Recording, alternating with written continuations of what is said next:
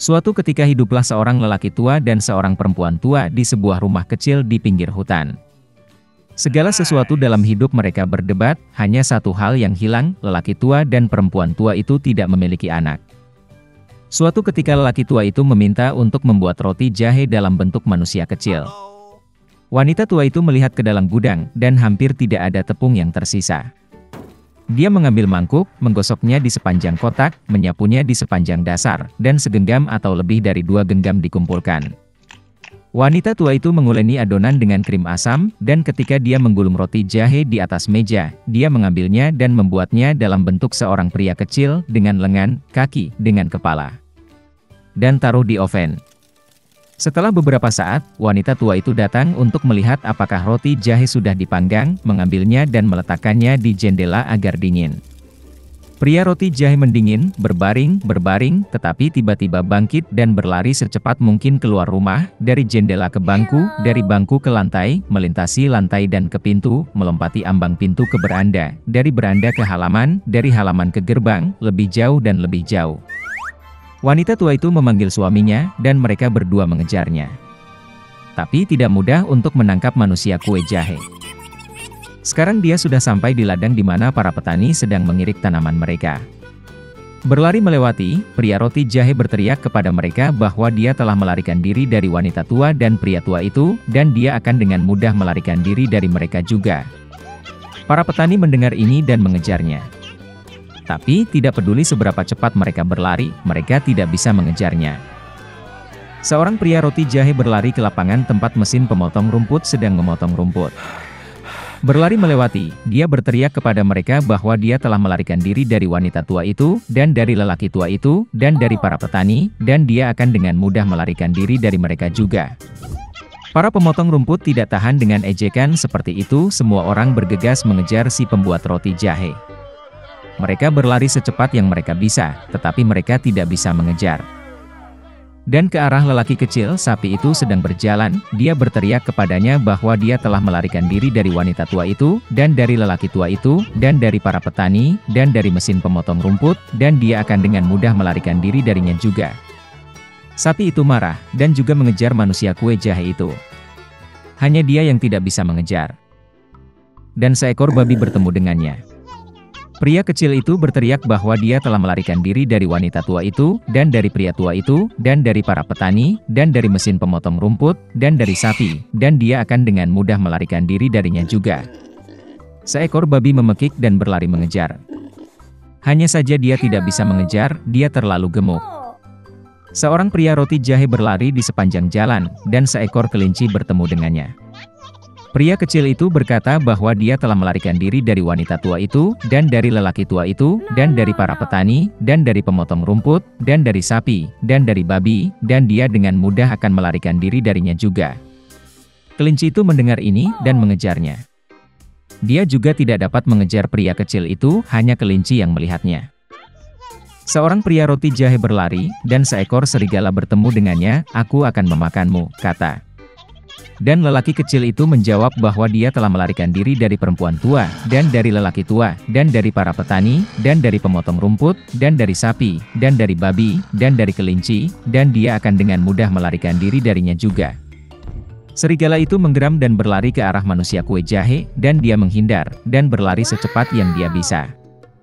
Hanya serigala yang melihatnya. Seorang pria roti jahe sedang berlari, dan seekor beruang besar bertemu dengannya. Pria kecilnya tidak takut, tetapi berteriak bahwa dia telah melarikan diri dari wanita tua itu, dan dari lelaki tua itu, dan dari para petani, dan dari mesin pemotong rumput, dan dari sapi, dan dari babi, dan dari kelinci, dan dari serigala, dan dia akan dengan mudah melarikan diri darinya juga. Seekor beruang ganas menghentakkan kakinya, dan mengejarnya. Tapi beruang itu terlalu lambat untuk mengejar si pembuat roti jahe yang cepat. Seorang pria roti jahe berlari, dan seekor rubah bertemu dengannya. Rubah itu sangat licik, tetapi lelaki kecil itu tidak mengetahui hal ini. Oleh karena itu, karena kebiasaan, dia mulai berteriak bahwa dia telah melarikan diri dari wanita tua, dan dari lelaki tua, dan dari para petani, dan dari pemotong rumput, dan dari sapi, dan dari babi, dan dari kelinci, dan dari serigala, dan dari beruang, yang artinya dia akan dengan mudah lari darinya juga. Rubah mendengarkan sampai akhir, dan berkata bahwa dia sangat tua, tidak mendengar apapun. Dia mendekati pria kecil itu dan memintanya untuk mengulanginya. Mematuhi roti jahe konyolnya, dan mulai membual lagi. Rubah mendengarkan sampai akhir, dan berkata bahwa dia masih tidak mendengar apapun. Dia semakin mendekati pria kecil itu dan memintanya untuk mengulanginya lagi. Pria roti jahe setuju, dan kemudian saja dia memulai lagi, saat Rubah menerkamnya dan makan. Dan pria kue jahe tidak lagi membual tentang.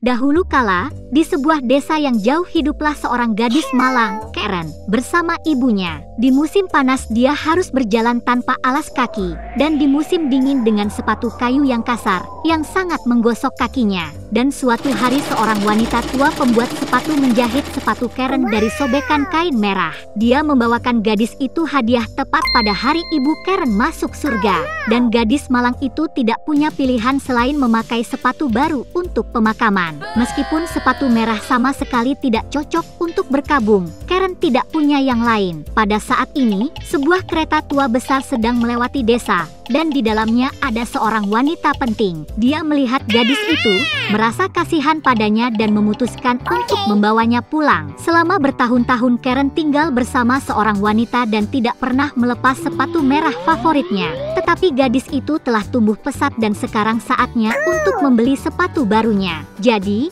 wanita itu membawa Karen ke toko. Wanita itu sudah tua, dan karena itu tidak bisa melihat sepasang sepatu yang benar. Kemudian dia meminta Karen untuk memilih sepatu hitam paling sederhana untuk dipakai ke gereja. Tapi di etalase toko ada sepatu merah cerah. Mereka persis seperti yang pernah dibuat pembuat sepatu untuk Karen. Maka gadis itu memberitahu wanita itu bahwa dia telah memilih sepatu yang paling sederhana, dan nyonya dengan senang hati membayarnya. Hari Minggu tiba, dan wanita tua itu memerintahkan Karen untuk bersiap-siap ke gereja. Nyonya menyuruh gadis itu untuk berpakaian sopan dan terkendali. Tetapi Karen sangat ingin memakai sepatu baru sehingga dia tidak bisa menahan diri dan pergi ke gereja dengan sepatu merah. Dan semua orang dalam kebaktian sesekali memandang kaki Karen. Setelah makan malam, wanita itu mengetahui dari orang-orang bahwa Karen datang dengan sepatu merah. Wanita itu tidak tahan dengan rasa malu dan memutuskan untuk pulang lebih awal. Tetapi seorang prajurit tua sedang menunggu mereka di gerbang gereja. Dia membungkuk dalam-dalam kepada para wanita,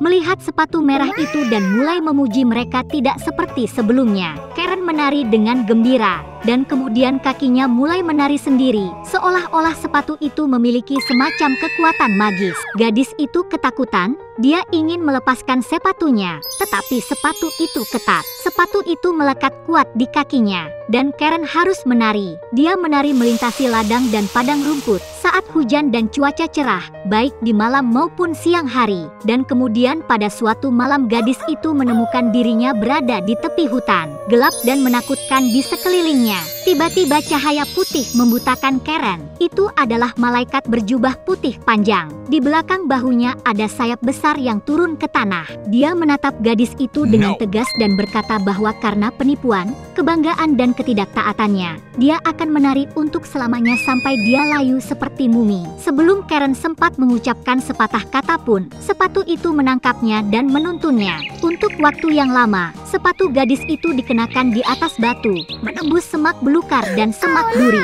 Duri tajam menusuk kaki Karen dan mencakarnya hingga berdarah. Dan kemudian dia menari ke rumah kecil terpencil milik penjaga hutan. Gadis itu duduk di teras dan menangis dengan getir. Dia berhasil bertobat dari ketidaktaatannya dan yang terpenting ingin meminta maaf kepada wanita itu. Ketika Rimbawan mendengar gadis itu menangis, dia merasa kasihan padanya dan memutuskan untuk membantu. Kemudian dia mengambil gunting perak dan memotong sepatu merah itu. Karen sangat senang bisa mengendalikan kakinya lagi. Sekarang, lebih dari segalanya, dia ingin pulang. Gadis itu berterima kasih kepada Rimbawan, dan dia memberikan sepatu kayu tua putrinya. Mengenakan sandalnya, Karen berterima kasih kepada penyelamatnya lagi dan berlari pulang. Jadi, Dia berlari melalui ladang, melewati hutan siang dan malam, sampai dia melihat garis luar rumahnya. Kemudian gadis itu mengumpulkan kekuatan terakhirnya dan bergegas ke pintu masuk. Dia berlari ke ruang tamu,